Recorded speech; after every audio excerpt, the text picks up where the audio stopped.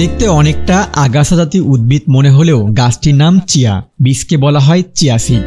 তোকমা দানা অথবা তিল বীজের মতো, অথচ calcium, vitamin C, iron, potassium, protein, omega 3 সহ অফুরন্ত পুষ্টিগুণে সমৃদ্ধ। সাধারণ মানুষ একে চিয়া সিড নামে চিনলেও বিশেষজ্ঞরা বলছেন সুপারফুড। বাতাসে দুলছে ফুলে ভরা নকনকে গাছ, দেখতে তিল কিংবা তিসির গাছের মতোই। চিয়া সাধারণত Canada, Australia, Japan, America, Chile, Mexico, New Zealand সহ বিশ্বের উন্নত দেশে চাষ হয়। এখন দেশের অনেক জায়গায় এর চাষ হচ্ছে।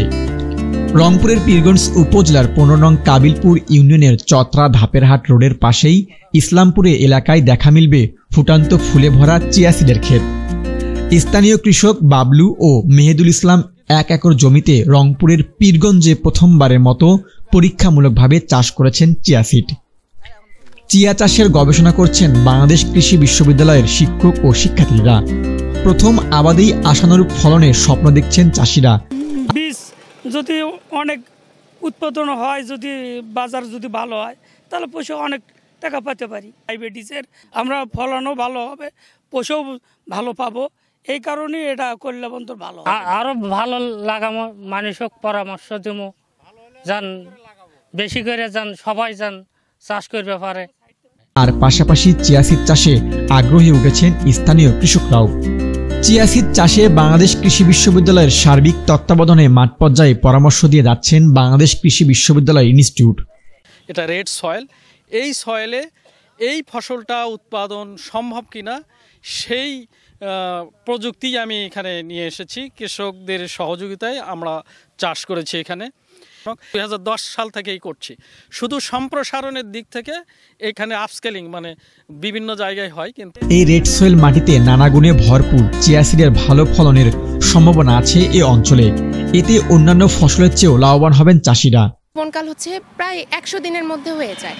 তো নভেম্বরে যদি মানে আমনটা কাটার পরে আমরা বড় টাইমটা পাই, এই সময়টা যদি আমরা চিয়া লাগাই তো তারা এই মানে একটা বাড়তি ফসল পাইলো ফার্স্ট।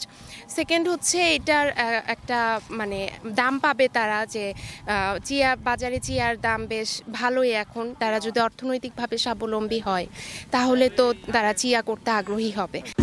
সব ধরনের আবহাওয়ায় জন্মানো যায় চিয়া বীজ।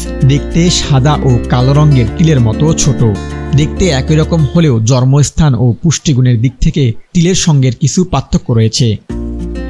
1 বিঘা জমিতে মাত্র 300 গ্রাম বীজ লাগে। চাষের পদ্ধতি খুব সহজ, রোগবালাইও কম হয়। অক্টোবর ও নভেম্বর মাসের দিকে চিয়া আবাদ করতে হয়।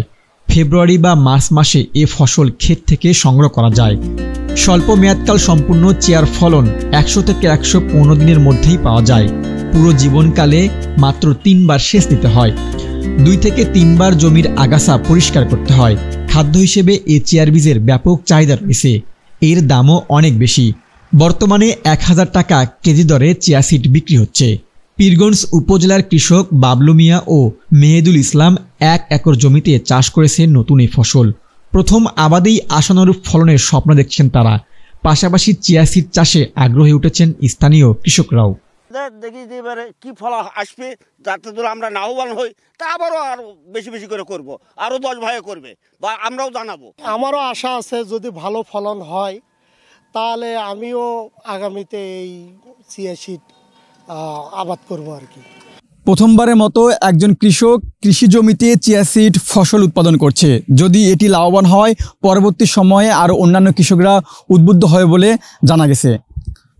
অপার সম্ভাবনাময় চিয়া সিড চাষে সরকারের পক্ষ থেকে কৃষকরা পৃষ্ঠপোষকতা পেলে এই অঞ্চলে চিয়া সিড চাষে আরও আগ্রহী হবে কৃষকরা, এমনটাই মনে করছেন সংশ্লিষ্টরা।